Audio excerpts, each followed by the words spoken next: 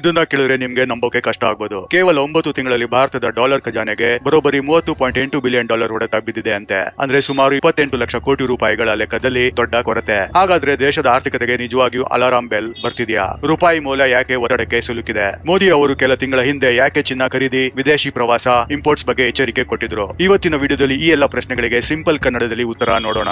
ಆದ್ರೆ ಕೊನೆವರೆಗೂ ನೋಡಿ, ಯಾಕಂದ್ರೆ ಈ ಕಥೆಯಲ್ಲಿ ಒಂದು ಶಾಕಿಂಗ್ ಟ್ವಿಸ್ಟ್ ಇದೆ. ಅದು ಚಿನ್ನ ಮತ್ತು ಬೆಳ್ಳಿಯ ಜೊತೆ ಸಂಬಂಧಪಟ್ಟಿದೆ. ಸಾಮಾನ್ಯವಾಗಿ ದೇಶದ ಆರ್ಥಿಕತೆ ಚೆನ್ನಾಗಿದೆ ಅಂದ್ರೆ ವಿದೇಶದಿಂದ ಡಾಲರ್ ಬರುತ್ತೆ, ಕೆಟ್ಟಿದೆ ಅಂದ್ರೆ ಡಾಲರ್ ಹೊರಗೆ ಹೋಗುತ್ತೆ. ಈ ಎರಡರ ಲೆಕ್ಕಾಚಾರವನ್ನೇ ಆರ್ಥಿಕ ಭಾಷೆಯಲ್ಲಿ ಬ್ಯಾಲೆನ್ಸ್ ಆಫ್ ಪೇಮೆಂಟ್ಸ್ ಅಥವಾ ಬಿಒಪಿ ಅಂತ ಕರೀತಾರೆ. ಇದೀಗ ಆರ್ಬಿಐ ಬಿಡುಗಡೆ ಮಾಡಿರೋ ವರದಿಯ ಪ್ರಕಾರ 2025-2026 ಹಣಕಾಸು ವರ್ಷದ ಮೊದಲ 9 ತಿಂಗಳಲ್ಲಿ ಭಾರತಕ್ಕೆ $30.8 ಬಿಲಿಯನ್ ಕೊರತೆ ಎದುರಾಗಿದೆ ಅಂತ ಹೇಳಲಾಗಿದೆ. ಇದು ಯಾಕೆ ದೊಡ್ಡ ವಿಷಯ ಅಂದ್ರೆ 2023-2024 ಅಲ್ಲಿ ಭಾರತಕ್ಕೆ $63.7 ಬಿಲಿಯನ್ ಸರ್ಪ್ಲಸ್ ಇತ್ತು. ಅಂದ್ರೆ ಡಾಲರ್ ಚೆನ್ನಾಗಿ ಹರಿದು ಬರ್ತಿತ್ತು. ಆದ್ರೆ 2024-2025 ಅಲ್ಲಿ ಅದು $5 ಬಿಲಿಯನ್ ಕೊರತೆಗೆ ಬಂತು. ಈಗ $30.8 ಬಿಲಿಯನ್ ಕೊರತೆಗೆ ಜಿಗಿದಿದೆ. ಅಂದ್ರೆ ಒಂದು ವರ್ಷದೊಳಗೆ ಪರಿಸ್ಥಿತಿ ಎಷ್ಟು ವೇಗವಾಗಿ ಬದಲಾಗಿದೆ ಅನ್ನೋದನ್ನ ಊಹೆ ಮಾಡಿ. ಇಲ್ಲಿ ಒಂದು ಮುಖ್ಯ ವಿಷಯ ಅರ್ಥ ಮಾಡ್ಕೊಳ್ಬೇಕು. ಬಿಒಪಿ ಅಂದ್ರೆ ಎರಡು ಭಾಗ, ಒಂದು ಕರೆಂಟ್ ಅಕೌಂಟ್, ಇನ್ನೊಂದು ಕ್ಯಾಪಿಟಲ್ ಅಕೌಂಟ್. ಕರೆಂಟ್ ಅಕೌಂಟ್ ಅಂದ್ರೆ ನಾವು ವಿದೇಶದಿಂದ ತೈಲ, ಚಿನ್ನ, ಎಲೆಕ್ಟ್ರಾನಿಕ್ಸ್ ಹೀಗೆ ಏನು ಖರೀದಿ ಮಾಡ್ತೀವಿ ಅಂತ, ಮತ್ತು ನಾವು ಏನು ರಫ್ತು ಮಾಡ್ತೀವಿ ಅನ್ನೋ ಲೆಕ್ಕ. ಕ್ಯಾಪಿಟಲ್ ಅಕೌಂಟ್ ಅಂದ್ರೆ ವಿದೇಶಿ ಹೂಡಿಕೆದಾರರು ಭಾರತಕ್ಕೆ ತರುವ ಹಣ. ಈ ಬಾರಿ ಸಮಸ್ಯೆ ಏನಾಗಿದೆ ಅಂದ್ರೆ ಎರಡು ಕಡೆ ಒತ್ತಡ ಕಾಣಿಸಿಕೊಂಡಿದೆ. ಕರೆಂಟ್ ಅಕೌಂಟ್ ಡೆಫಿಸಿಟ್ ಸುಮಾರು $30.2 ಬಿಲಿಯನ್ ಮಟ್ಟಕ್ಕೆ ತಲುಪಿದೆ ಅಂತ ವರದಿ ಹೇಳ್ತಿದೆ. ಇನ್ನೊಂದು ಕಡೆ ಕ್ಯಾಪಿಟಲ್ ಅಕೌಂಟ್ ಮೇಲೂ ಭಾರಿ ಒತ್ತಡ ಬಂದಿದೆ. ಅಲ್ಲಿಯೂ ಕೊರತೆ ಸುಮಾರು 99.9% ಹೆಚ್ಚಾಗಿದೆ ಅಂತ ಹೇಳಲಾಗಿದೆ. ಅಂದ್ರೆ ಮನೆಯಲ್ಲಿನ ಎರಡು ಆದಾಯ ಮೂಲಗಳಿಗೂ ಒಟ್ಟಿಗೆ ಸಮಸ್ಯೆ ಬಂದಂತಾಗಿದೆ.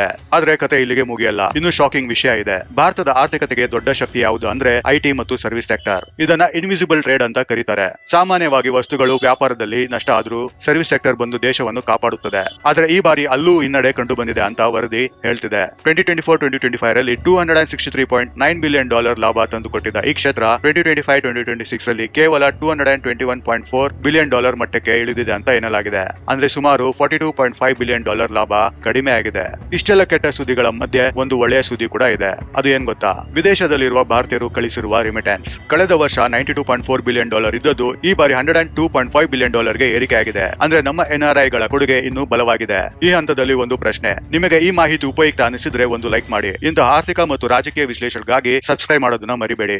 ಈಗ ನಾನು ಕೊಡುವ ಮಾಹಿತಿ ಸಾಕಷ್ಟು ಜನರಿಗೆ ಅಚ್ಚರಿಪಡಿಸಬಹುದು. ವರದಿಯ ಪ್ರಕಾರ ಅದರ್ ಕ್ಯಾಪಿಟಲ್ ವಿಭಾಗದಲ್ಲಿ ಕಳೆದ ವರ್ಷ $7.4 ಬಿಲಿಯನ್ ಡಾಲರ್ ಕೊರತೆ ಈ ಬಾರಿ $22.6 ಬಿಲಿಯನ್ ಗೆ ಏರಿಕೆ ಆಗಿದೆ. ಜೊತೆಗೆ ಫಾರಿನ್ ಪೋರ್ಟ್ಫೋಲಿಯೋ ಇನ್ವೆಸ್ಟರ್ಸ್ ಅಂದ್ರೆ ಎಫ್ಪಿಐಗಳು ಕೂಡ ಮಾರುಕಟ್ಟೆಯಿಂದ ಹಣ ಹಿಂಪಡೆದಿದ್ದಾರೆ ಅಂತ ಎನ್ನಲಾಗಿದೆ. ಮಧ್ಯಪ್ರಾಚ್ಯದಲ್ಲಿ ನಡೆಯುತ್ತಿರುವ ಜಿಯೋಪೊಲಿಟಿಕಲ್ ಟೆನ್ಷನ್ ಕಾರಣ ಹೂಡಿಕೆದಾರರು ಸುರಕ್ಷಿತ ಮಾರುಕಟ್ಟೆಗಳ ಕಡೆ ಹೋಗುತ್ತಿದ್ದಾರೆ ಅಂತ ವಿಶ್ಲೇಷಕರು ಹೇಳುತ್ತಿದ್ದಾರೆ. ಇದರ ಪರಿಣಾಮವಾಗಿ ರೂಪಾಯಿ ಮೇಲೂ ಒತ್ತಡ ಬಂದಿದೆ. ರೂಪಾಯಿ ಮೌಲ್ಯ ಕುಸಿತದ ಬಗ್ಗೆ ಕೂಡ ಚರ್ಚೆಗಳು ಹೆಚ್ಚಾಗಿವೆ. ಆದ್ರೆ ಈ ಸಮಸ್ಯೆಯ ದೊಡ್ಡ ವಿಲನ್ ಯಾರು ಗೊತ್ತಾ? ತೈಲ ಅಲ್ಲ, ವಿದೇಶಿ ಪ್ರವಾಸ ಅಲ್ಲ, ಚಿನ್ನ ಮತ್ತು ಬೆಳ್ಳಿ. ಹೌದು, ವರದಿಯ ಪ್ರಕಾರ ಭಾರತ ಕೇವಲ ಚಿನ್ನ ಮತ್ತು ಬೆಳ್ಳಿ ಆಮದು ಮಾಡಲು $84 ಬಿಲಿಯನ್ ಖರ್ಚು ಮಾಡಿದೆ. ಇದರಲ್ಲಿ ಸುಮಾರು $72 ಬಿಲಿಯನ್ ಚಿನ್ನಕ್ಕಾಗಿ, ಸುಮಾರು $12 ಬಿಲಿಯನ್ ಬೆಳ್ಳಿಗಾಗಿ. ಇನ್ನು ಶಾಕಿಂಗ್ ಏನಂದ್ರೆ ಬೆಳ್ಳಿಯ ಆಮದು ಮಾಡಲು ಬೆಳ್ಳಿಯ ಆಮದು ಒಂದು ವರ್ಷದಲ್ಲಿ $4.8 ಬಿಲಿಯನ್ ನಿಂದ $12 ಬಿಲಿಯನ್ ಗೆ ಜಿಗಿದಿದೆ. ಅಂದ್ರೆ 2 ಪಟ್ಟು ಅಲ್ಲ, ಸುಮಾರು 3 ಪಟ್ಟು. ನಾವು ಹೆಚ್ಚು ಚಿನ್ನ ಬೆಳ್ಳಿ ಆಮದು ಮಾಡಿದಷ್ಟು ಡಾಲರ್ ಹೊರಗೆ ಹೋಗುತ್ತದೆ. ಡಾಲರ್ ಹೊರಗೆ ಹೋದಷ್ಟು ದೇಶದ ವಿದೇಶಿ ವಿನಿಮಯದ ಮೇಲೆ ಒತ್ತಡ ಹೆಚ್ಚಾಗುತ್ತದೆ. ಇದಕ್ಕಾಗಿ ಆರ್ಬಿಐ ತನ್ನ ಫಾರೆಕ್ಸ್ ರಿಸರ್ವ್ ಬಳಸಿ ಪರಿಸ್ಥಿತಿ ನಿಯಂತ್ರಿಸಲು ಪ್ರಯತ್ನ ಮಾಡ್ತಿದೆ.